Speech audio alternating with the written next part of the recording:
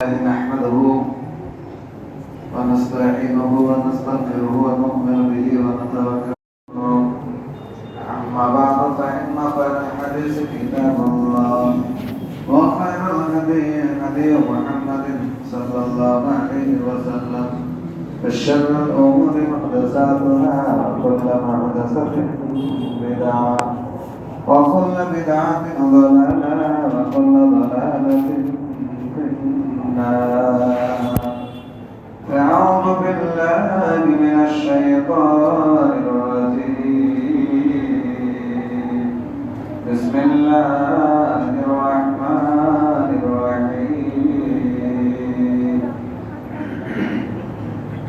إلا تغفروا يعذبكم عذابا عليما ويستبدل قوما غيركم لا تضرهم شيئا সম্মানিত ইসলাম দরদি ভদ্রবৃন্দ এবং পর্দার আড়ে পর্দাশীল মা বোনেরা, প্রশংসা মাত্র সেই মহান আল্লাহ তাআলার জন্য, যে মহান আল্লাহ আমাদেরকে পৃথিবীর সবচেয়ে সেরা মখলুকাত হিসেবে তৈরি করে প্রেরণ করেছেন। এর জন্য শুকরিয়া হিসেবে সবাই বলে আলহামদুলিল্লাহ। তারপরে পরে নবী মুহাম্মদ রাসূলুল্লাহ সাল্লাল্লাহু আলাইহি ওয়াসাল্লামের উপর দরুদ ও শান্তি ধারা বর্ষিত হোক। আল্লাহুম্মা আমিন। আল্লাহুম্মা সাল্লি আলা اللهم إنك عفو تحب العفو فاعف عنا اللهم إنك عفو تحب العفو فاعف عنا। বক্তব্য চলতে চলতে আমরা সবাই মনে মনে রাত্রি জাগরণের দোয়াটাও কিন্তু বলতে থাকবো ইনশাআল্লাহ। বিষয়টা হলো আজকের এই পবিত্র শবে কদরের 25তম রাত্রে, অনেক বড় ফজিলতের এই রাত্রিতে অনেক মানুষ গতবারের সুযোগ পেয়েছিলেন, এবারে অনেকেই তারা পৃথিবী ছেড়ে চলে গেছে। আল্লাহ রাসূলের সাহাবাদের একটা বৈশিষ্ট্য ছিল যে 6 মাস ধরে কামনা করতে যে আল্লাহ পবিত্র রমজান মাসে শবে কদর পর্যন্ত আমাকে জীবিত রাখুন। আর যখন শবে কদর আসতো তখন তারা কোমর বেঁধে এত বেশি ইবাদত করতেন, তাসবিহ তাহলিল করতেন, সারা রাতে কান্নাকাটি করতেন। আবার 6 মাস ধরে দোয়া করতেন যে আল্লাহ আমরা যে শবে কদরে যে রাত্রি মেহনত করেছি এটা তুমি কবুল করো, এটা তুমি গ্রহণ করো। আজকে সেই রাত্রিতে এসে আমরা উপস্থিত হয়েছি রামিন জল রামজুমার 20 ধ্বংসতা আমাদের গুনাহগুলো কান্নারা পবিত্র এই রমজান মাসে একটা অনেক সম্মানের রাত্রি, সম্মানের মাস। এই মাসে কোরআন অবতীর্ণ হয়েছে। এই মাসে কোরআন এমন একটি কোরআন যা হক ও বাতিলের মধ্যে পার্থক্য, আলো অন্ধকারের মধ্যে পার্থক্য, সত্য মিথ্যার মধ্যে পার্থক্য কোরআন মহান প্রমাণ একটা আয়াত বলেন বান্নাতুল হাকে আল বাতিল ফায়াদমাহু ফায়াদুল্লাহি। সত্যকে মিথ্যার উপর আমি আঘাত এনে থাকি আর মিথ্যা ভেঙে চুরমার হয়, কারণ মিথ্যাটা ভাঙারই ছিল। তো সেই সত্য হলো এই কোরআন মাজিদ, সত্য হলো এই কোরআনের আদর্শ জীবন ব্যবস্থা। এটি চক্রান্ত করে ইহুদি খ্রিস্টানরা আজকে আমাদেরকে কোরআন থেকে অনেক দূরে সরিয়ে রাখার একটি প্রচেষ্টা চালিয়েছে এবং তারা অনেকটাই সফল। যে আজকে কোরআন মাজিদ সীমাবদ্ধভাবে শুধু আলেমদের কাছে থাকে, আলেমরা কোরআন পড়বেন, তেলাওয়াত করবেন, পাঠ করবেন, বক্তব্য রাখবেন জুম্মার খুতবায়, আর মানুষ শুনবে। আজকে 90-95% মানুষের মধ্যে কোরআনের সচেতনতা নেই, কোরআনকে উপলব্ধি করার মতো জ্ঞানও নেই, আর কোরআনকে পাঠ করবে, চিন্তা ভাবনা করবে সেরকম কিছু আজকে সমাজে নেই। এটা আমাদের ব্যর্থতা যে আমরা আলেমরা সমাজকে সেইভাবে পরিচালনা করতে পারিনি। বড় দুর্ভাগ্যের সঙ্গে বলতে হয় যে ইসলাম একটা পরিপূর্ণ জীবন ব্যবস্থা। সেই জীবন ব্যবস্থাটা ছিল এত সুন্দর, সরল, সহজ। ইহকালে প্রতিটি মানুষ নিরাপত্তার সঙ্গে জীবনযাপন করতে পারবে এবং মৃত্যুর পরে চিরস্থায়ী সুখময় জিন্দগি জীবনযাপন করবে আর ভয়াবহ জাহান্নাম থেকে বাঁচতে পারবে। এটি মুসলমানের সারা জীবনটা ইবাদতের সঙ্গে গৌরব করা গেছে। যেমন ধরেন ঘুম থেকে যখন জাগবেন, জাগার দোয়া করলেন, আবার ঘুমানো পর্যন্ত এটা একটা ইবাদত। যতক্ষণ ঘুমিয়ে থাকবেন ঘুমাবার দোয়া বলে ঘুমালেন, এটা একটা ইবাদত। পেশাব পায়খানা, স্ত্রী মিলামেশা, যে বাড়ি থেকে বার হলেন, যানবাহনে চড়লেন, যানবাহনে চড়ার জন্য সুবহানাল্লাহি সাল্লাল্লাহু আলাইহি ওয়া ইন্না ইলা রাব্বিনা মুনকালিমুন, আপনি দোয়া বললেন আর তারপর আপনি গাড়ি চালালেন, সেটাও আপনার জন্য ইবাদত। ইসলামের জীবনটাকে এমনভাবে গড়ে দেওয়া হয়েছে যে পুরোটাই ইবাদতের মধ্যে গণ্য হবে। যদি কোনো মুসলমান আল্লাহওয়ালা দিনদার ব্যক্তি চায় যে আমার লাইফটাকে ইসলামের সঙ্গে আমি জড়িয়ে নিব, তাহলে সে জোড়ার একটা পরিপূর্ণ ব্যবস্থা করে দিয়েছে। আমাদের চির শত্রু হচ্ছে শয়তান। শয়তান কিন্তু চায় যে মুসলমানদের জীবনটাকে সম্পূর্ণ অনিসলামিক ভাবে কি করে গড়া যায়, এবং সে আজকে অনেকটাই সফল। আজকে মুসলমানদের মধ্যে যাদেরকে আমরা মডেল মনে করি, ডাক্তার, ইঞ্জিনিয়ার, লেকচারার, প্রফেসর, তারপর রাজনৈতিক বড় বড় নেতা, এমএলএ, এমপি, বিধায়ক, তারপর পুলিশ প্রশাসন, আইপিএস, এদের 95% লোকের মাঝে কোনো ইমান নেই, দিন নেই, ইসলাম সম্বন্ধে কোনো সচেতনতা নেই। এটা আমাদেরই ব্যর্থতা। যেই সমস্ত ইঞ্জিনিয়ার, ডাক্তার, লেকচারার, প্রফেসর আমাদের ঘর থেকেই তারা তৈরি হয়েছে, আমাদের ঘরেরই তারা সন্তান, কিন্তু মসজিদ কমিটি, গ্রামবাসী, মাদ্রাসা শিক্ষক, মসজিদের ইমাম, আলেম ওলামা, এই সমস্ত শিশু মনে তাদেরকে ইসলামিক যে চেতনা বোধ জাগানো দরকার ছিল, সেইভাবে সেই চেতনা বোধ জাগাতে আমরা ব্যর্থ। এবং আমাদের ব্যর্থতার কারণে হীরের টুকরো এই সুসন্তানগুলো একটা টুকরো কুফরিয়াতের দিকে এগিয়ে গেছে। আপনারা কি জানেন একটা ডাক্তার একদিনে কত ইনকাম করে? বড় বড় অপারেশনের ডাক্তাররা এক একটা অপারেশনের 2 লাখ, 2.5 লাখ, 3 লাখ করে টাকা নেয়। আর 24 ঘন্টায় এমন এমন ওটিতে, অপারেশন থিয়েটারে এমন এমন ডাক্তার আছে যারা 10 জন, 12 জন, 15 জন, 20 জন করে অপারেশন। এক একটা ডাক্তার 40 লাখ, 50 লাখ টাকা প্রতিদিন ইনকাম করে। তাদের কাছ থেকে কোরআনে আল্লাহ বলেছিল, ইহদিনাল কুরবা হাক্কা ওয়াল মিসকিন, মিসকিন গরিবের অধিকার আছে তা তোমরা দাও। প্রতিদিনই ওদের 1 লাখ, 1.5 লাখ টাকা জাকাত আছে। হিসাবটা আপনি করেন যে কত বিশাল অঙ্কের পয়সা, কিন্তু তাদেরকে আমরা কোনোদিন ভাবাতে পারি। আজকে মুসলিম মিল্লাতের এই চরম দুর্দশা, এটা কি কোনোদিন ভেবে দেখেছেন যে আমাদের এই দুর্দশা কেন এসে উপস্থিত হল? আমাদের মা বোনরা যাদেরকে পর্দার মধ্যে থাকলে তাদের ইজ্জত, আবরুহ, সম্মান আরো বৃদ্ধি করার কথা ইসলাম বলেছে। আর ইহুদিরা বলল না, ওদেরকে বাড়ি থেকে বার কর, ওদেরকে বেপর্দা কর। মুসলমানদের মেয়েরা যেন মুখ খুলে খোলামেলা ভাবে চলাফেরা করে, ওদেরকে ইনকামের পথ দেখিয়ে দাও, ওদেরকে স্বনির্ভর দলে দলভুক্ত করে দাও, ওদেরকে গ্রুপ হিসেবে দল গঠন করো, ওদেরকে চক্রহারে ঋণের ব্যবস্থা করে দাও, বন্ধন ব্যাংকের ঋণ, অন্যান্য ব্যাংকের ঋণ দিয়ে ওদেরকে টোপ দাও, লালসা দাও। ওদের বুদ্ধি এত সীমিত যে স্বল্প পরিসরে 1 লাখ, 1.5 লাখ টাকা পেলে মনে করছে মেলায় টাকা পায়। কিন্তু এটি এমন একটা সারা পৃথিবী থেকে মুসলমানদের কাছ থেকে কোটি কোটি টাকা আত্মসাৎ করা, মুসলমানদের কাছ থেকে পয়সাকে শোষণ করার একটা বিরাট পরিকল্পনা। আজকে আমরা সেই পরিকল্পনার শিকার। আমি আমার পর্দার যে সমস্ত বোনরা আমার বক্তব্য শুনছেন, আমি আপনাদেরকে বিশেষ করে অনুরোধ করবো যে আমার এই কথাটা একটু মন দিয়ে শুনবেন। যে মহিলা, যে বোন সুদের সঙ্গে কারবারে জড়িয়ে আছেন, তিনি 4 শ্রেণীর পুরুষকে জাহান্নামে নিয়ে যাচ্ছেন। সেই বোনের স্বামী, তার ভাই, তার বাপ এবং তার যোগ্য সন্তান, যাদের জ্ঞান হয়েছে, বড় হয়েছে, ইনকাম করতে শিখেছে, এই 4 শ্রেণীর পুরুষকে সে জাহান্নামে নিয়ে যায়। আজকে সারা দেশে বক্তব্য রেখে সমাজের এত জালসা জুলুস হয়, কোনো লাভ হয় না। কেন? যে সংঘবদ্ধ আমাদের একটা সমাজ ব্যবস্থা কায়েমের দরকার ছিল, আমরা সেটা ভাবি না। এটা একটা ইহুদিদের একটা প্ল্যান ও পরিকল্পনা। গ্লাডস্টোন নামে ব্রিটেনের প্রধানমন্ত্রী অনেকদিন আগে কোরআন মাজিদটাকে হাতে উঁচু করে নিয়ে বলেছিল, এটা মুসলমানদের কোরআন। মুসলমানদের যুবকরা যদি কোরআন জানতে পারে, তাহলে তাদের সম্পদ তোমরা আত্মসাৎ করতে পারবে।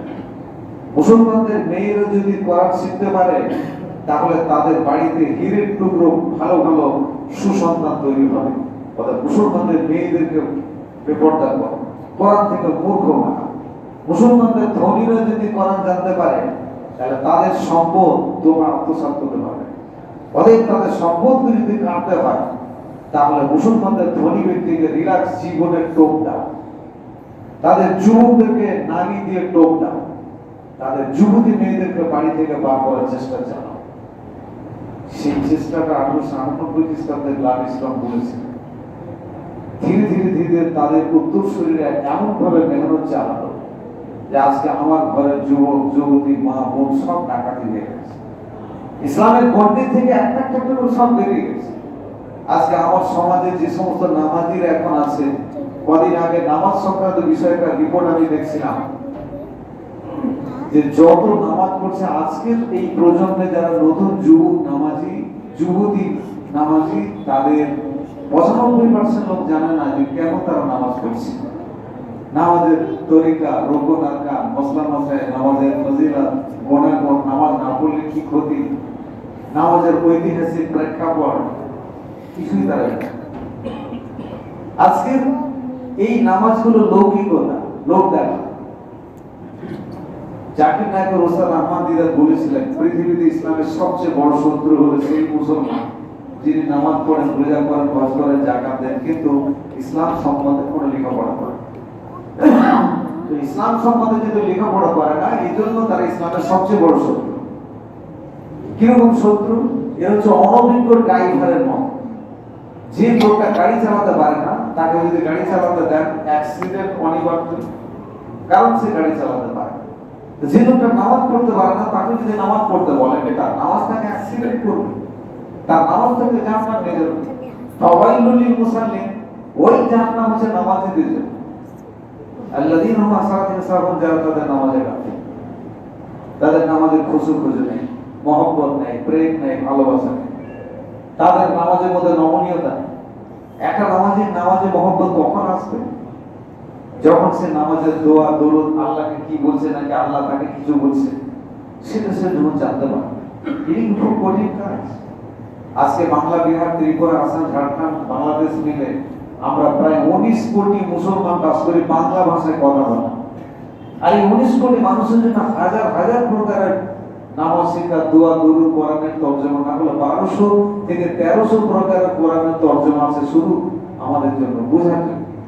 এরপর যদি কোনো একটা মুসলমান 40 বছর নামাজ পড়ে সূরা ফাতিহার কি মানে, আল্লাহ বাইত বাইনা ওয়াবানা খাতায়া ওয়া আতা বাইনাল মাসরিক, আমি নামাজের শুরুতে দাঁড়িয়ে যেটা বললাম, আমি আল্লাহকে কি বললাম, নাকি আল্লাহ আমাকে কিছু বললো, এটা যদি আমাদের জানা না থাকে, তাহলে আমরা আসলেই ব্যর্থ না। তো ভাই, এই পরিস্থিতির জন্য আসলে আমরা সবাই থাকি। আজকে আপনার এখানে মসজিদের যে বাচ্চারা আছে, এই ছোট ছোট বাচ্চাদের ইসলামিক তালিম দেওয়ার দায়িত্ব আপনাদের, এটা আমাদের না। এবং সেই সমস্ত বাচ্চাদের আমরা মাঝে মাঝে আসবো, জুম্মাতে বক্তব্যে শুধু আপনাদেরকে উৎসাহ দিতে পারবো, কিন্তু জিম্মেদারি যেটা সেটা আপনাদের।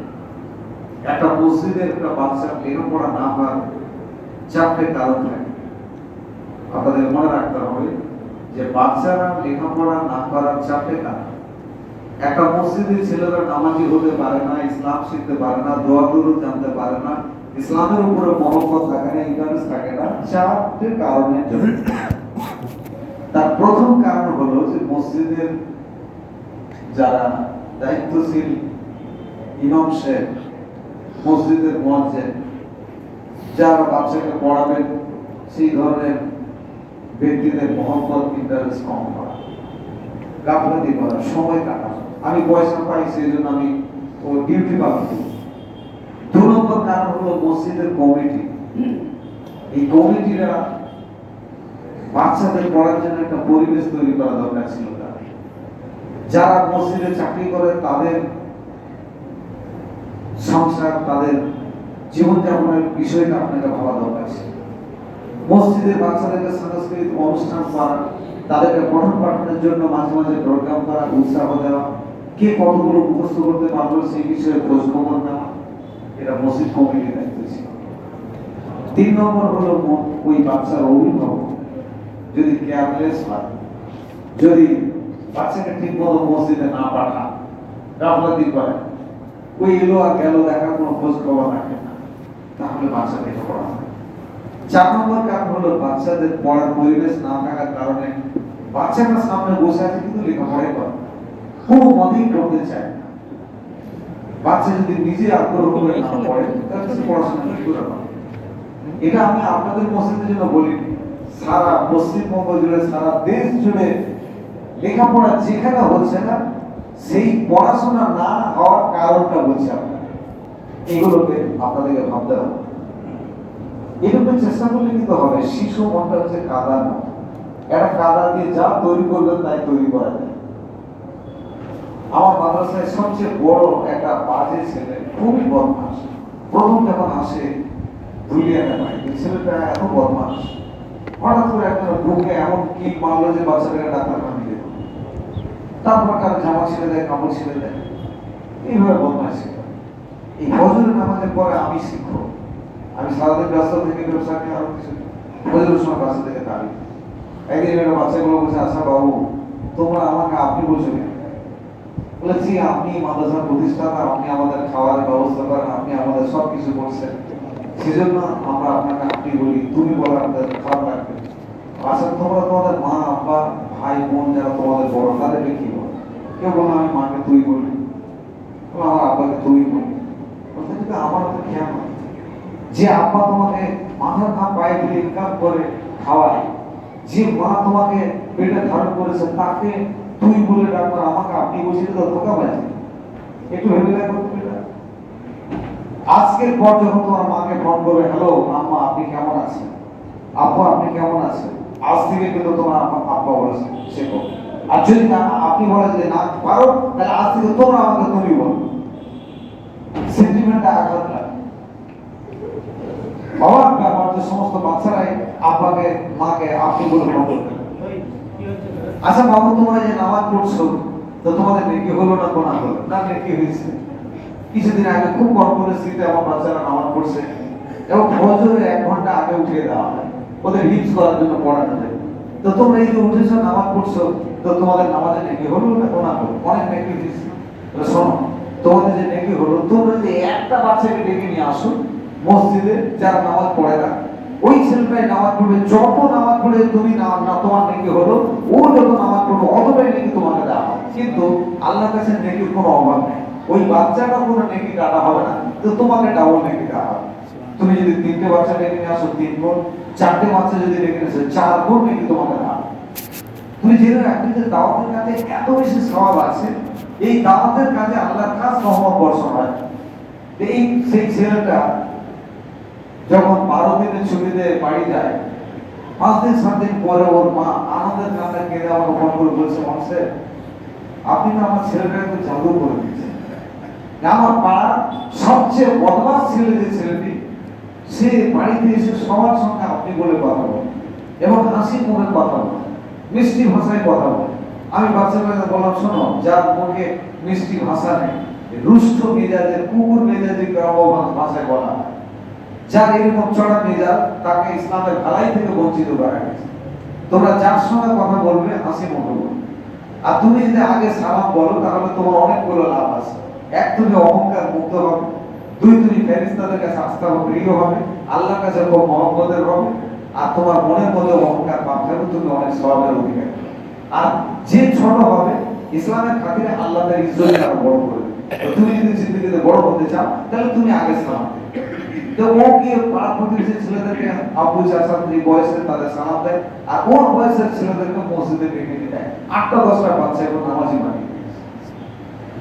এই দাওয়াতের ক্ষেত্রে আনন্দের সঙ্গে মা কান্না করে বলছে, বলছে আপনি জাদু শিখিয়ে দিয়েছেন বাচ্চাগুলোকে। আসলে জাদু প্রত্যেকের কাছে আছে। আমি জানি না এর আগে একবার মেডিকেলে কদিন আগে জালসা বক্তব্য রেখে গেলাম, বলেছিলাম কিনা যে এই যে চতুর্দিকে এত লাইট জ্বলছে, এই লাইট গুলো কে তৈরি করেছে জানেন? যে লোকটা তৈরি করেছে সেই লোকটির নাম হচ্ছে টমাস আলভা এডিসন। এই ছেলেটি বাচ্চা অবস্থায় যখন পড়তে যায়, তো পড়তে যাওয়ার পরে 3 দিন 4 দিন কি কয়েক মাস পড়তে যাওয়ার পরে হেডমাস্টার একটা চিঠি দিয়েছে। চিঠিটা বললো তোমার মাকে কে।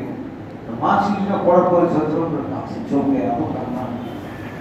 সমস্যা আমার মায়ের চোখ ধরে মুছে বলল, না তুমি কাঁদছো না, এই চিঠিটা তোমাকে পড়তে দিয়েছে, বললো না তোমাকে দিলাম, তুমি পড়ছো কাঁদছো, মা তুমি চিঠিটা আমার পড়েছো না। আচ্ছা ছেলে চিঠিটা পড়তে পারে না, তা মা জোরে জোরে বলছে যে তোমার ছেলে আলভা এডিসন এত ব্রিলিয়ান্ট, এত বুদ্ধিমান যে আমাদের স্কুলে এইরকম একটা ভালো সন্তানের পড়াবার কোনো মাস্টার। অতএব দয়া করে তুমি অনেক উচ্চমানের ইউনিভার্সিটিতে ভর্তি করো, আর নাহলে তুমি নিজে পড়া। এই বাচ্চাটাকে আমার স্কুলে পাঠাবে না, কারণ ওকে পড়াবার মতো কোনো শিক্ষক নেই। বলে নিজের ছেলেটাকে জড়িয়ে ধরে একটা আদর করলেন, চুমু, যে তুমি অনেক বেশি বুদ্ধিমান। এই জন্য আমি আনন্দের কান্না ধরে রাখতে পারছি না যে তুমি এত ভালো ছেলে, তাই আমি কাঁদছি।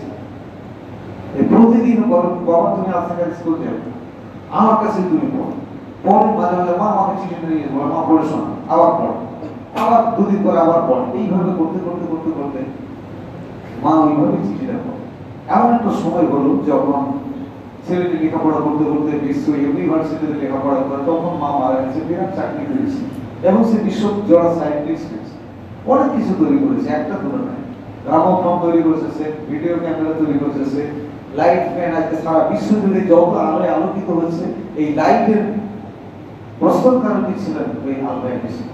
বহুদিন পরে তার গ্রামের বাড়িতে একবার দরকার হলো আসা। সে তো শহরে থাকে, যখন সে গ্রামের লোক ফাইলগুলো ঘাটাঘাটি করতে করতে ওই চিঠিটা তার চোখে পড়ে। এবার যখন সে চিঠিটা পড়ছে, যে আমার মা তো অনেকবার চিঠিটা পড়ে শুনিয়েছে, আমি একবার দেখি চিঠিতে কি লেখা আছে। চিঠিতে কি লেখা ছিল?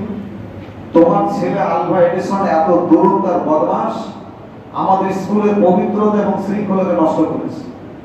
এরকম বাজে ছেলেকে আমরা স্কুলে রাখতে পারবো না, আমরা স্কুল থেকে পরিষ্কার করবো। কখনো তুমি তোমার বাচ্চাটাকে পাঠাবে না স্কুলে। এরকম নোংরা বাজে ছেলে আমাদের স্কুলে একেবারে অবাধ ছেলে, কোনো প্রয়োজন নেই। শিশুটা পাপ করেছিল, যেভাবে তার মা কান্না করেছিল সেইভাবে আলভা এডিসন ঝরঝর করে কাঁদতে লাগে, অসম কাঁদতে লাগে। এই সত্য কথা যদি আমার মা আমাকে বলে দিত, তাহলে সত্যি আমি ম্যাড হয়ে যেতাম, পাগল হতাম, দৌড়তে হতাম। কিন্তু মা ছিল না দুই জাদু। এই কথাটাকে সম্পূর্ণ গোপন করে চেপে দিয়ে ছেলেকে আদর করে তার কপালে, মুখে, গালে চুম্বন করে বললো, বেটা তুমি খুবই বুদ্ধিমান, তুমি খুব বিচক্ষণ, তুমি জীবন অনেক বড়। এই উৎসাহ তাহলে একটা জিনিস বুঝতে পারি। আজকে আমরা মসজিদে নামাজ পড়তে ছোট ছোট ছেলে হাসাহাসি গুলো ধমক দিয়ে ফেলে দিই, কি কাজটা করবে? ও বাচ্চা অবস্থায় আপনিও করেছেন, লাইট ভেঙেছেন, সুইচ ভেঙেছেন, মায়ের বাপে অনেক ক্ষতি করেছে, আমিও করেছি। কি করে বাচ্চার অবস্থাতে বলেছে তার একটা ভাই ভাই করবে, আর কিছু করবে। মা বাপ যেমন সহ্য করে। আমি যখন 2016 সালে সৌদিতে যাই, মক্কা থেকে যখন মদিনায় যাচ্ছিলাম, রাস্তায় পেট্রোল পাম্পের সামনে একটা মসজিদে কিছু বাচ্চারা এসে দিয়েছে, খুবই হাসাহাসি করছে, আমার করতে বড্ড ডিস্টার্ব হচ্ছে। একজন সাহেব বললেন যে দেখেন, এই বাচ্চারা যখন হাসাহাসি করে, সুইচ গুলো টিপাটিপি করে, মসজিদে কোনো জিনিসকে ভাঙাচোরা করে দেয়, কলগুলো ট্যাপ গুলো ভেঙে দেয়, তা আমরা বাচ্চাদের কোনোদিন ধমক দিই না। যদি ঠান্ডা মাথায় বোঝায়, অনুরোধ করে এগুলো করবেন না। কিন্তু কখনো আমরা মসজিদ থেকে গলা ধাক্কাও দিই না, তাড়িয়ে দিই না। কেন? এই বাচ্চাগুলো যদি আমরা আজকে বার করে দিই, জিন্দেগি ভরার কোনোদিন তারা এই মসজিদে আসে। কথা বোঝার চেষ্টা করেন যে সেই বাচ্চাদের মহব্বত করতে। আপনি আপনার নাতিকে যতটা ভালোবাসেন, পাড়ার একটা ছেলে যখন মসজিদে আসে তাকে অতটাই ভালোবাসেন। ইসলাম এই মহব্বত, ভালোবাসা, উল্পত, প্রেম, সৌহার্দ্যতা শিখিয়েছে। এই কাজটা যদি আপনি না করেন, ইসলামকে ধরে রাখতে পারবেন। আলভা এডিসন তার মা মহব্বত দিয়ে, ভালোবাসা দিয়ে বিশ্বের ইউনিভার্সিটিতে পাঠিয়ে সারা দুনিয়ার অন্ধকারকে দূর করতে পেরেছে। আপনার ঘরে আলভা এডিসনের থেকেও বেশি বুদ্ধিমানী সন্তানটা শুধুমাত্র কেয়ারলেসের কারণে, গাফলাতের কারণে, সুশিক্ষার একটা ভালো ভিজা তৈরি না করার কারণে এরা কারণ সাদ্দাত, ফেরাউন, নমরুদের চামচা তৈরি হয়। এরা সমাজ বহির্ভূত কাজের সঙ্গে যুক্ত হয়। এরা সিপিএম, কংগ্রেস, তৃণমূল, বিজেপি নামে নেতাগিরির নামে টাকা, গোটা, বেইমান। এরা বার্ধক্য ভাতা চুরি করে, ইন্দিরা আবাসের টাকা ডাকাতি করে, রাস্তাঘাট, ট্রেন, চৌবাচ্চার পয়সা চুরি করে। এরা প্রাইমারি স্কুলে, অন্যান্য জায়গায় চাকরির নামে কোটি কোটি টাকা প্রতারণা করে জনসাধারণকে জমি বিক্রি করে। তারপরে এদের পেট ভরে না, দুর্গা পূজা, কালী পূজার নামে বিভিন্ন ভাবে এরা চালান তৈরি। এরা আমাদের ঘরের সন্তান। এই সন্তানগুলোকে আমরা তাদের ঠিক উপযুক্ত সময়ে উপযুক্ত শিক্ষা দিতে পারি নাই বলে আজকে সমাজের এই গরুচিত। আজকে কি করে আমরা সেই সমাজটাকে গঠনমূলক করে তৈরি করবো, সেটা আমাদের কিন্তু ক্ষমতা। বড় দুর্ভাগ্যের সঙ্গে বলতে হয় যে প্রথম পবিত্রতা যেদিকে যাবেন শুধু নামা, অপবিত্রতা, ঘৃণ্য এক বাজে সিচুয়েশন। জালসার জগতে কি আবু তাহের সাহেবের মতন একটা লোক অনেক জায়গা থেকে না না না এই অত ভালো জোক করতে পারে না, ও কথা অন্য বক্তা নিয়েছে। ও জাতির মতো বক্তা দরকার নেই, যে বেশি জোক করতে পারে, বনি করতে পারে তাকে নিয়েছে। যে বেশি সিনেমার নায়ক নায়িকার অভিনয়, গান করতে পারে, গজল করতে পারে, তাকে নিয়েছে। সেই ধরনের জালসা বক্তা নিয়ে আসে। জালসাতে একটা পবিত্রতা নষ্ট হয়। প্রথম দিন একটা জালসাতে একজন বক্তা বলি দিলে আমি 240টা গজল মুখস্থ করেছি। আমরা দুইজন যখন খাওয়া দাওয়া করছি, বললাম ভাই শুধু যদি 40টা হাদিস মুখস্থ করে আপনি মানুষের সামনে বলতেন, কত লাভ হতো বলে, জাতীয় সমাজের কত উন্নতি। আজকে আপনি চতুর্দিকে চেয়ে দেখেন কি অবস্থা। অমুসলমানরা একটা কুকুর মারতে কষ্ট হয়, মুসলমান মারতে কষ্ট হয় না। আজকে রমজান মাসের মসজিদগুলো ভুললে যদি ভেঙে চুরমার করা হচ্ছে, মিনার অপরে যে জয় শ্রীরাম স্লোগান দিয়ে সেখানে গিয়ে তাদের পতাকা বাঁধছে। আজকে অকথ্য নির্যাতন, মুসলমান নামাজিদেরকে গুলি চালানো হচ্ছে। আজকে এই পবিত্র রমজান মাসে আপনি একবার দেখেন বাইতুল মুকাদ্দাসে মানুষ মানে শান্তভাবে সেখানে রোজা করতে পারছে। আর আল্লাহ রাসূল বলেছেন ইউসিবুল উমামা তাআলা আলাইকুম কামা তাআলা আ'মাদাল খাশাতিয়া ক্ষুধার্ত ব্যক্তিরা খাবারের হাঁড়িতে যেমন লাফালাফি করে কিয়ামত যখন কাছে আসবে মুসলমানদেরকে হত্যা করার জন্য অমুসলমানদের দৌড়াদৌড়ি শুরু করে। পরে একজন সাহাবা বললেন ইয়া রাসূলুল্লাহ আমরা কি সব সংখ্যায় কম হয়ে যাব যে আমাদের ধরে পেটাবে মারবে তার কোনো প্রতিবাদ করতে পারবে? আল্লাহ রাসূল বললেন তুমি আমাদের কাছে না তোমরা সংখ্যায় অনেক বেশি পাবে, কিয়ামত যখন কাছে আসবে অনেক সংখ্যায় বেশি কিন্তু ময়লা মাটি যেমন বন্যায় ভেসে যায় হাতি ময়লা তেমনি তোমরা স্রোতে ভেসে যাবে।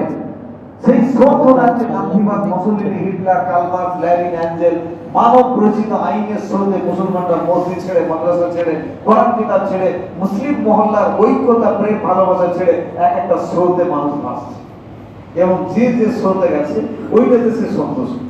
যিনি সিপিএম করেন সেটা তার কাছে মহব্বতের, যিনি বিজেপি করেন সেটা তার কাছে মহব্বতের, যিনি আর কোনো পার্টি করেন সেটা তার মহব্বতের। আজকে তাদের ইসলাম সম্বন্ধে কোনো মহব্বত নেই। আমি অবাক হচ্ছি, আমি একটা মাদ্রাসা আজ থেকে প্রায় 22 বছর আগে প্রধান শিক্ষক ছিলাম। যে মাদ্রাসার প্রধান শিক্ষক তার বাপ জায়গাটা দান করেছেন আর তার দরজা আমি বিল নিয়ে আদায় করতে গেছি, তো তিনি কোনো রকম পরোয়া না করে আমাকে 10 টাকা চাঁদা দিয়েছেন 22 বছর আগে, তখন 2 টাকা কিলো ধানের। আর তিনি যে পার্টি করছেন সেই পার্টিতে আমার সামনে লোকটা এসে বিল লিখলেন 14,000 টাকা। ওর গতবার তোমার কাছে 10,000 টাকা নেওয়া হয়েছে, এবার তোমার কাছে 14,000 টাকা দিল। তো তিনি কোনো রাগঢাক না করে বললেন আমি গতবারও দিয়েছিলাম ঔষধের থান থেকে আমি দিয়েছিলাম, তুমি যা কাটবে আমি ঔষধ থেকে দেবো। কারণ ঔষধ থেকে তিনি তার পার্টিতে 14,000 টাকা চাঁদা দিচ্ছেন আর তার বাপের তৈরি করা মাদ্রাসা, তার গ্রামের মাদ্রাসা, সেখানে উনি 10 টাকা চাঁদা দিচ্ছেন। একবার ভেবে দেখেন ইসলামের বিপর্যয়টা কত। তারা ক্ষমস্থায়ী জীবনটাকে কত বেশি পছন্দ করে। বারান্দা যদি মহান করে আল্লাহ বলেছে ওই গুলি করলে ঘুমাতা ওই জাহান্নাম হচ্ছে সেই সমস্ত ব্যক্তিদের জন্য যারা সামনাসামনি এবং পিছনে লোকের নিন্দা চর্চা করে, যারা লোকের নিন্দা চর্চা করে। ওই গুলি করলে ঘুমাতাদের লোমজা আল্লাযী জামা মালা ওয়া আদা ইয়াহসাবান্না মালা ওয়া আদা, যারা মালকে জমা করে এবং মাল সংগ্রহের জন্য শুধু গুণ করে ছুটে বেড়ায় আর সেই মালগুলোকে গুনে গুনে রাখে। আজকে যেন আমরা ঠিক সেই জায়গায় এসেছি, আমরা যেন শুধু ইনকামের জন্যই জোর পেয়েছি, শুধু আমাদের ইনকামের দরকার, রাত না দিন, সকাল না বিকাল, সন্ধ্যা না দুপুর এখানে। এখানে মানুষ ইন্ডাস্ট্রি এলাকার মানুষ সকালবেলায় লম্বা ঘুম, 95% লোক ফজরের নামাজে দাঁড়িয়ে থাকে এবং তারা 10টা, 10:30, 11টা পর্যন্ত ঘুমায়। দিল্লি এবং বোম্বাই তারপরে সুরাট ওই দিকের লোকেরা দেখেছি বেলা 3টে পর্যন্ত ঘুমায়। এদিক থেকে অনেক লোক কাজে যায়, তারাও গিয়ে বলে, আমি নিজেও ওই এলাকায় গেছি, দাওয়াতের কাজ নিয়ে গেছিলাম, ওরা রাত্রিতে 2টো পর্যন্ত কাজ করে, তারপরে গোসল করে, তারপরে গরম ভাত খেয়ে নিল, তারপরে ঘুমিয়ে গেল। না মা আপনার রোজা না ইসলাম। এরা বেলা মানে 3টে পর্যন্ত ঘুমালো, একেবারে মরা কাঠের মতো তারা ঘুমিয়ে আছে। আপনাদের ব্যাংকে এখানে ওখানে টাকা কোনো শেষ নেই, তাদের মাল বিদেশে এক্সপোর্ট হচ্ছে, ইম্পোর্ট হচ্ছে, বিদেশ থেকে মাল আমদানি রপ্তানি করছে, কোটি কোটি টাকা মাল, কিন্তু তারা শুধু জন্মগ্রহণ করেছে ইনকামের জন্য। কিন্তু এটা নয়, আপনার একটা লম্বা জীবন দান করা গেছে, সেই জীবনটা এর জন্য নয়। রিল্যাক্স জীবন ইসলাম নিষেধ করে নেই। আপনি এসি গাড়ি চালাবেন, এসি বাড়িতে বাস করবেন, এতে ইসলাম কোনো বাধা নেই। কোরআনের সূরা কাসস এর 7 নম্বর আয়াতে আল্লাহ বলেন লা তানসা নাসিবাকা মিনাদ দুনিয়া, দুনিয়াতে তোমাদের একটা হক অধিকার আছে, এটা তোমরা ভুলে যেও না। আমরা যখন দোয়া করি তখন বলি রব্বানা আতিনা ফিদ দুনিয়া হাসানা ওয়া ফিল আখিরাতি হাসানা। আমি তো দুনিয়ায় বেঁচে আছি, অত বেঁচে থাকার ক্ষেত্রে যত তোমার ভালাই আছে সে ভালাই তুমি আমাকে দাও। আমি না কোন হাসনাটা মানে মারা যাবো, তখন মারাতের পরে যত ভালাই আছে আমার মরার পরে সেগুলো তুমি দিও। কিন্তু যেটা মনে রাখার সেটা বলে দেবে একইদার করবে হাক্কাহু ওয়াল মিসকিন, গরিব মিসকিন অভাবী প্রতিবেশী তাদের অধিকার বঞ্চিত করবে না। আপনার চোখের হক হচ্ছে ঘুমানো, শরীরের অধিকার হচ্ছে তাকে আরাম দেওয়া। এসার নামাজ পড়ে যদি আপনি শুয়ে পড়েন একই তো কাজ, কিন্তু এটা বলিতে সম্ভব? এখনো গ্রামের দিকে মানুষ এসার নামাজ পড়ে শুয়ে যায়, আর শুয়ে গেলে একাধিক লোকেরা তাহাজ্জুদের নামাজ পড়তে পারে, 3টের সময় থেকে আল্লাহর ভয় কাঁদে। আমরা অনেকবার শুনেছেন যে আল্লাহ রাব্বুল ইজ্জত প্রথম আসমানে এসে ফজরের আগে মানুষকে ডাকেন তোমরা ওঠো, আমার কাছে চাও, মাফেরাত চাও, ক্ষমা চাও, তোমাদের ইহকাল পরকাল ভালাই চাও, তোমার সন্তান সন্ততির জন্য আমার কাছে কিছু চাও, তোমরা যা চাইবে আমি হাত সম্প্রসারণ করি যে তোমাদের নামে দেখি। কিন্তু আমরা এত ব্যর্থ, আমরা এত হতভাগ্য যে আল্লাহর কাছ থেকে আমরা আমাদের জিন্দেগির গুনাহ ক্ষমা করে দিতে চাই পাই না। আমরা আমাদের সন্তানদেরকে ভালো হতে হবে সেটুকু আমরা নিজেরাও জানি না, তার চেষ্টা চালাই। আজকে আমরা আমাদের মা বোনগুলোকে এগিয়ে দিচ্ছি, তোমরা সুদী কারবার করো, স্বনির্ভর দল গঠন করো, তোমরা ইনকাম করো। আজকে একবার ভেবে দেখো, একটা লোক যদি সুদ খায় 36 বার মায়ের সঙ্গে জেনা করার সময় যদি অপরাধ হয়, একটা মেয়েও যদি ওরকম সুদে কারবার করে তাহলে বাপের সঙ্গে 36 বার জেনা করার সম্ভাবনা হবে। দায়িত্বের জন্য জান্নাত হারাম দায়িত্ব হলো সেই ব্যক্তি যার অধীনস্থ পরিবারকে ইসলামের কন্ট্রোলের মধ্যে রাখতে পারে, যে মাথা না পায়ে ফেলে ইনকাম করে বিবি বাচ্চা ছেলে মেয়েকে খাওয়ায় কিন্তু তাদের ইসলামের মধ্যে রাখতে পারে। যত লোক আজকে স্বনির্ভরের জন্য তার মা, তার মেয়ে, তার স্ত্রী, তার বোন ছেড়ে দিয়েছে, তার সব দায়িত্ব তাদের নামে। দায়িত্বের জন্য জান্নাত হারাম ইনসান মাসাল্লাহ জামান মুসলিম ও যখন আমার পড়ো রোজা করো হজ করো ধারণা থাকে মুসলমান কিছুই না, সব বরবাদ।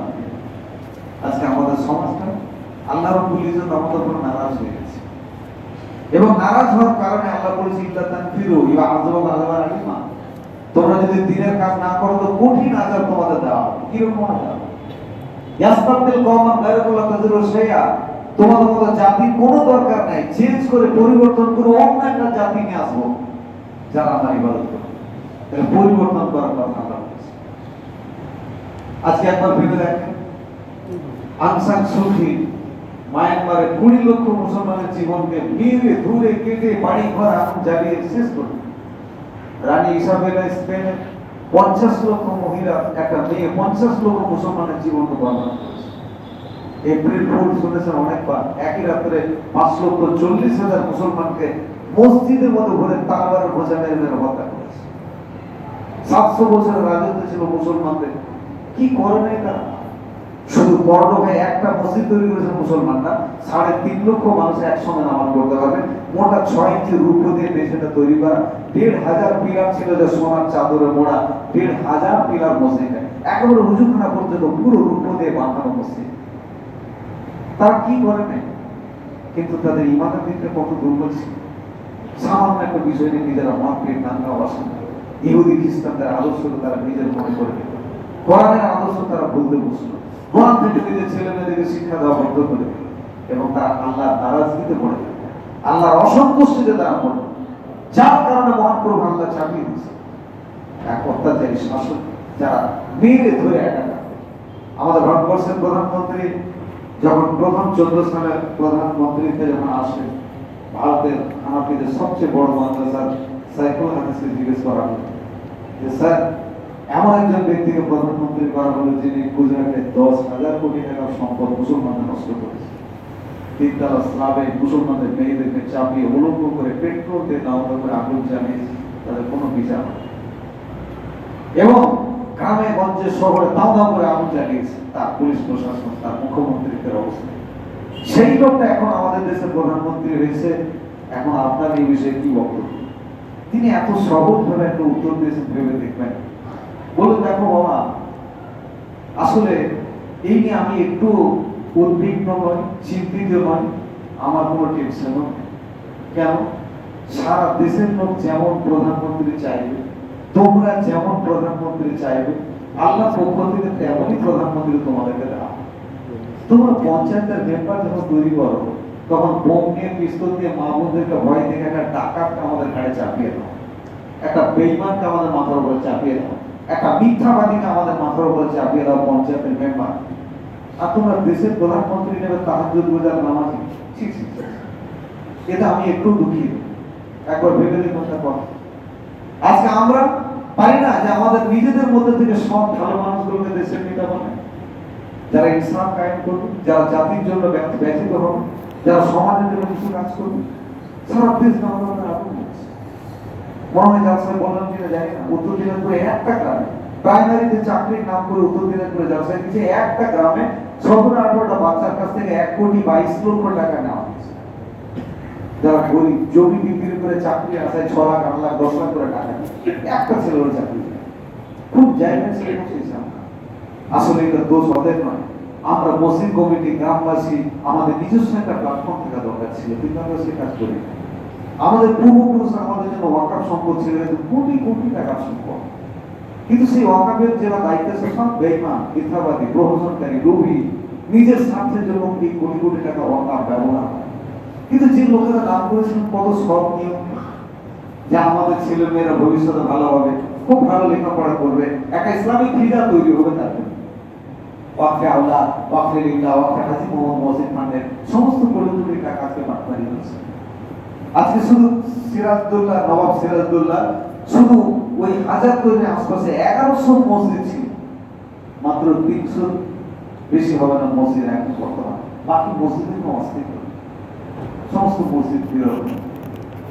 আজকে বাঙালি রিফিউজিদের বাড়ি ঘর, মালদা আদিনা মসজিদ প্রায় 150 বিঘে জায়গার উপরে, নামাজের কোনো অধিকার নেই। আজকে আপনারা জানেন কাটরা মসজিদকে খোল দিকে ছোট ছোট মুসলমান প্রাণ হারিয়েছে, ভাগলপুরে একটা মসজিদকে খোল দিকে বহু মানুষ প্রাণ হারিয়েছে। আজকে সারা ভারতবর্ষে হাজার হাজার মসজিদ আছে বেদখল, এবং মসজিদ বেদখল হতে আছে। একবার ভেবে দেখেছেন আপনার জাতির কত কি করবে? 450 বছর, 400 বছরের বেশি সময় ধরে যে বাবরি মসজিদে আমরা নামাজ পড়েছি, বিশ্বাসের ভিত্তিতে সুপ্রিম কোর্ট থেকে তাদের দেওয়া হলো। তার অর্থ হলো যে বিচারক আরএসএস মার্কা এমন দেওয়া গেছে যে তাদের বিচার, তাদের ব্যবস্থা সবকিছু তারা জোর করে আমাদের কাছ থেকে কেড়ে। এখনই আমাদেরকে বিষয়টা ভাবতে হবে, ইসলাম নিছক একটা ধর্ম বা মত নয়। আর আপনার জীবনটা শুধুমাত্র ইনকামের জন্য নয়। আল্লাহ বলেছেন আল্লাযী খালাকাল মাউতা ওয়াল হায়াতা লিয়াবলুকুম আইয়ুকুম আহসানু আমালা। সেই মহান আল্লাহ যিনি আমার আপনার একটা লাইফ, একটা জিন্দগি দিয়েছেন, যার সূচনা জন্ম আর যার মৃত্যু মানে শেষ হলো মৃত্যু। এটা আল্লাহ এই জন্য দিয়েছেন যে তিনি দেখবেন যে কে কত ভালো কাজ করেছে। এই ভালো কাজের জন্য আমাদের পাঠানো হয়েছে। এই জিনিসটা আপনার বিশ্বাস রাখতে হবে যে ইজ্জতের মালিক আল্লাহ, সম্মানের মালিক হচ্ছেন আল্লাহ। পৃথিবীর কোন মানুষের কাছে সম্মান ইজ্জত নেই। সেই সম্মান টাকা দিয়ে আসে না, পয়সা দিয়ে আসে না। আজকে অনেক পয়সা ইনকাম করার পরে আপনি একবার ভেবে দেখেছেন যে ছেলেটাকে ছেড়ে গেলেন, ভালোবাসার বলিতে ছেড়েছেন, কিন্তু সেই ছেলেটার চারিত্রিক বিপর্যয়টা আপনি খেয়াল করেন। সেই ছেলেটাকে একটা হাত পড়ে গেলে আপনি একবারে মানে বোম্বে পর্যন্ত যান, সেই সাই বাবা হসপিটাল পর্যন্ত আপনি যান, একটা বাচ্চার হাত পড়ে গেছে, কিন্তু চিরস্থায়ী ভাবে ছেলেটি জাহান্নামে পড়বে সেটা ব্যাপার আপনি সচেতন? সে ব্যাপার আমরা কেউ সচেতন? আজকে সারা সমাজ দাওয়া করে জ্বলছে ইহকালে, আর পরকালে তো আলাদা ভাবে জ্বলবে। আসেন এই সুশৃঙ্খল ভাবে আমাদের সমাজটাকে কি করে গঠন করা যায়, এইটা নিয়ে আমাদের একটু ভাবতে হবে। আমি আপনাদের কাছে অনুরোধ করব যে শিশুদের মনে ইসলামিক চেতনা বোধ জাগাবার জন্য আমরা মসজিদ কমিটি এখন থেকে আরেকটু বেশি সচেতন হই। আমি জানি না, আমি আপনাদের মসজিদ সম্বন্ধে কিছু তেমন আমার আইডিয়া নেই। আমি যেখানে যাই বলি যে আমাদের এই শিশুরা আমাদের হীরের টুকরো, এরা আমাদের ভবিষ্যৎ, এদের হাতে সমাজ, রাষ্ট্র, মসজিদ, মক্তব, সমাজ সবকিছু আমরা ছেড়ে দেবো একদিন। অতএব সেই শিশুটাকে একটা হীরের টুকরো করে আল্লাহ ওয়াদা করে দিন না করে এবং উপযুক্ত করে তার হাতে আমরা এই ঠান্ডাটা তুলে দিই, তাহলে সেটাতে আমরা শান্তি পাবো। আজকে আমাদের কত বিপদ, নিজের ছেলেকে আমরা জন্ম দিয়েছি, লালন পালন করেছি, কিন্তু সন্তানের জন্য আমরা দোয়া যাই না। রব্বানা হাব লানা মিন আজওয়াজিনা ওয়া যুররিয়াতিনা কুররাতা আ'ইউন ওয়াজআলনা লিল ইমাম। ও আল্লাহ, তুমি আমার সন্তান সন্ততি, আমার স্ত্রী, আমার অধীনস্থ পরিবারকে তুমি এমন উৎসবে ব্যবহার করো, তাদের দেখলে যেন আমার চোখ জুড়িয়ে যায়। তাদের উত্তম আদর্শের এমন ভাবে বিচারক মন্ডলী বানাও যে তারা সমাজে বিচারক হয়ে উপযুক্ত সমাজ পরিচালনা করার দায়িত্বভার গ্রহণ করতে পারে। আপনি সন্তানের জন্য এরকম দোয়া করবেন, আর সন্তানকে শিখিয়ে দেবেন যে তোমরা মাধবের জন্য দোয়া। আজকে ইঞ্জিনিয়ার, ডাক্তার, লেকচারার, প্রফেসর অনেক আছে, ডান হাতে লিঙ্গ ধরে পেচ্ছাপ করা, বাম হাতে সিগারেট টানছে, বাপের জন্য মায়ের জন্য দোয়া দেয়। এই পরিস্থিতি কে দেয়? আমরা। আসেন এই পবিত্র সর্বদার রাত্রিতে আমরা অন্তত ও দুনিয়া জাহান্নামে যাব। আমি আর আপনি আমার পরিবারটাকে ঠিক করার চেষ্টা করি। মুসলিম শরীফে একটা রিওয়ায়াত 9 বার ঘুরিয়ে ঘুরিয়ে বলা যায়, আল্লাহ বলে রাই তোমার প্রত্যেকে দায়িত্বশীল, তোমাদের অধীনস্থ ব্যাপারটাকে আমাদের জিজ্ঞাসা করতে হবে। মাফ করার মাঝে সূরা তাহরিমের 6 নম্বর আয়াত আল্লাহ বলেন ও আনবুযু আলাইকুম নারা, তুমি এবং তোমার পরিবারকে ভয়াবহ জাহান্নামে বাঁচাও। তো ভাই আমরা নিজের পরিবার অধীনস্থ থেকে বাঁচাবার চেষ্টা করি। আর পরিশেষে শুধু মা বোনদেরকে বলবো, বোন আমার কথা থেকে রাগ করবেন না। এখনই যদি আপনার স্বনির্ভর দলের কোনো বিষয় থাকে, এই সমস্ত গর্বিত ছুটি আপনাকে ত্যাগ করে নেন এবং এই সতর্কতার রাত্রিতে আপনার পাঠ নেন যে গর্বিত জিনিসের জন্য আপনার নামাজ রোজা হওয়ার জায়গা সব বাতিল হয়ে যাবে। অতএব এটাকে ত্যাগ করার চেষ্টা করেন। যদি আপনি যুক্ত না থাকেন, অন্যান্য মা বোনরা আছে, তাদের হাত দিয়ে, ক্ষমতা দিয়ে, জ্ঞান দিয়ে, বুদ্ধি দিয়ে, বিবেক দিয়ে রুখে দেন, যাতে করে গর্বিত এই একটা অভিশপ্ত সুদী কারবার মুসলমান সমাজ থেকে মুছে দেওয়া যায়। তার জন্য আপনার চেষ্টা চালান। আল্লাহ আমাদের সেই তৌফিক দান করুন। আমিন। ওয়া আলহামদুলিল্লাহ। আসসালামু আলাইকুম।